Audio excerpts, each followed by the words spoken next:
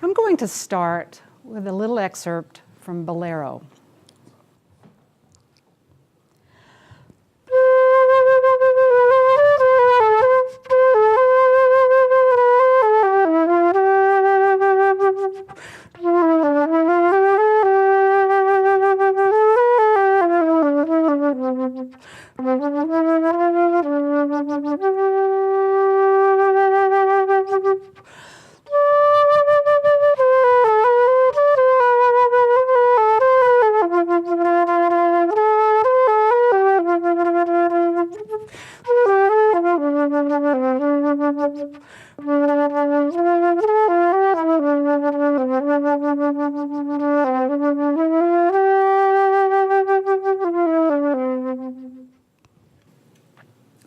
Okay, now that I've warmed up a little bit, my name is Dr. Melissa Colgin Abeln, and I'm professor of music at UTEP.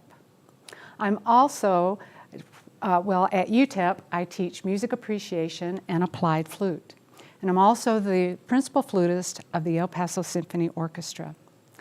I'm fiercely passionate about both performing and teaching, and I'm so very honored and feel privileged to have taught many fine students at UTEP.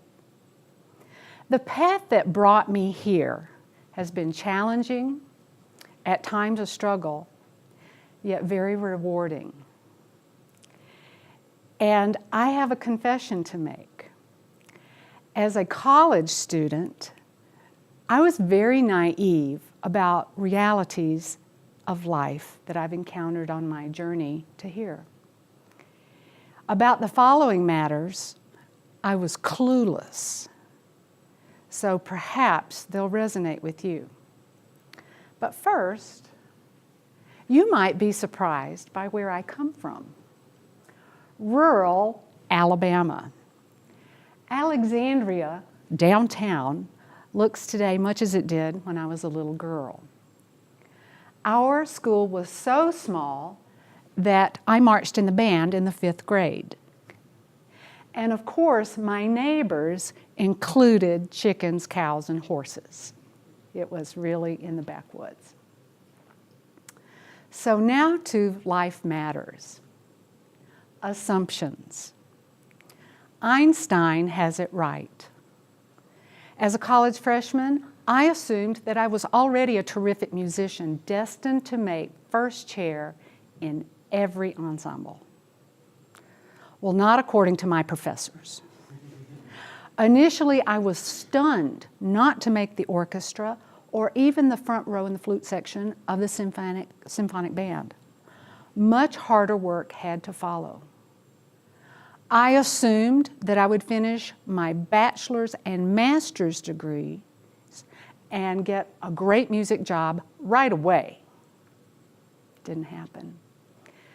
Besides teaching a lot of private flute lessons, my first jobs to pay rent were in a restaurant as a waitress, a bartender, and a night manager. And then I assumed that I would find my dream job as a college music professor close to home in Alabama. More education and short-term jobs took me far from home. Luckily, I was able to study in France, the Mecca for flute. Then I got a job in Guadalajara, Mexico. I got more education at UT Austin and then landed a position in Pittsburgh before my final current destination, UTEP. So, number 2, decisions. Mark Twain's another Einstein.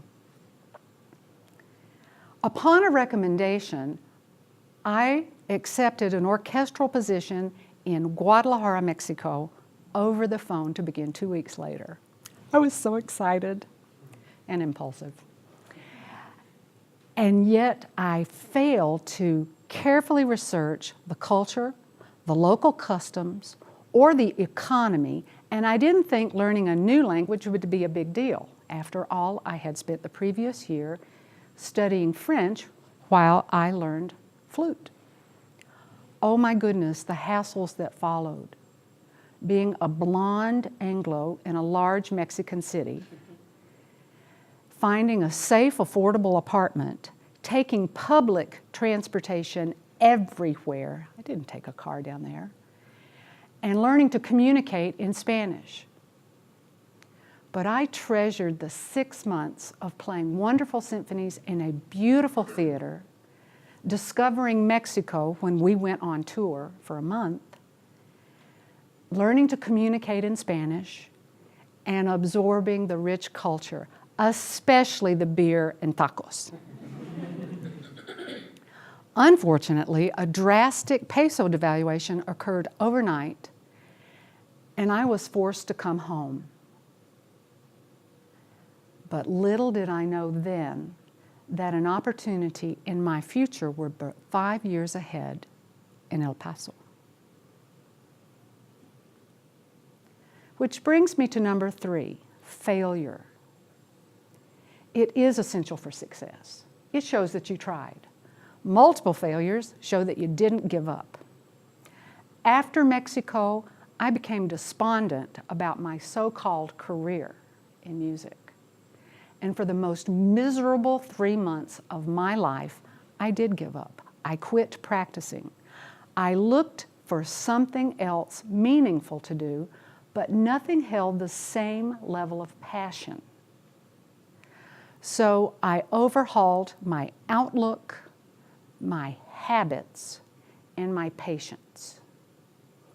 I entered graduate school and started taking more auditions and lost most every one. So I had to up my game some more. I had to look at my failures carefully. When I started doing that, it turned around. I won my first national level audition to earn a spot in the American Wind Symphony Orchestra, HQ'd in Pittsburgh, PA. The experience of back-to-back concerts over 4-month tours in large American cities and as well as Canada was a valuable experience. And it was fun. I was young and I had the requisite energy for the long road travel. But I soon realized that this job was not intended to be long-term. And so I had to change my idea that I was going to live my life in Pittsburgh, which was a great city. Luckily, UTEP was around the corner. Which brings me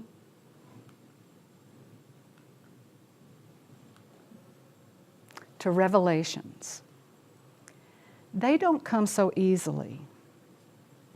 I was lucky, very fortunate, to get a full-time faculty position at UTEP. And I'm here to say that I have changed dramatically since I started here, as well as since college. Luckily, many of my early dreams did not come true, because what happened has been so much better. All along, I needed an older, wiser mentor. That person for me has been my applied flute professor from the University of Alabama, Dr. Cheryl Cohen. She steered me in the right path early on, or should I say right paths. And I still seek her advice. She has the distinct advantage of being farther ahead on the road of experience. When I listened to her, I really succeeded.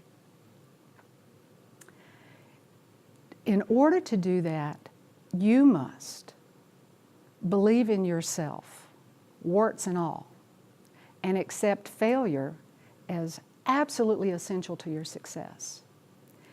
But most of all, pay attention to the quality of your habits for learning and training, because they will ultimately determine your level of success.